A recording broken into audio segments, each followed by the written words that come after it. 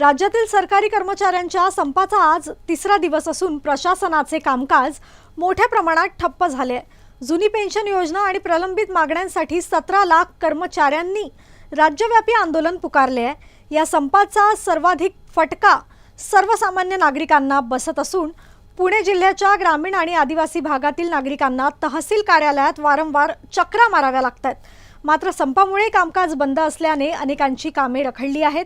सरकार आणि कर्मचाऱ्यांमध्ये तोडगा निघणार का, याकडे आता राज्याचे लक्ष लागले आहे. या संपावर गेल्यामुळे आंबेगाव तालुक्यातील मध्यवर्ती ठिकाण असलेलं जे तहसील कार्यालय आहे, या तहसील कार्यालयामध्ये आंबेगाव तालुक्याचं क्षेत्रफळ पाहिलं तर 100-150 किलोमीटरचं अंतर आहे.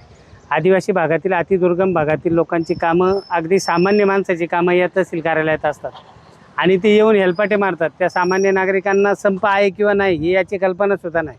इथं आल्यानंतर कळतं आहे. एक एस-टी असते, एका एस-टीने येणारे असतात, अख्खा दिवस जातो. शेतकऱ्यांची कामं रखडलेली आहेत आणि यामुळं सामान्य माणूस नागरिक हैराण झालेला आहे. म्हणून मी शासनाला एक विनंती करेल की आणि जे संपावर कर्मचारी आहेत त्यांना पण विनंती करेल की निश्चितपणे आपण संप मागे घ्यावा आणि सामान्य माणसाचे हाल कमी करावे.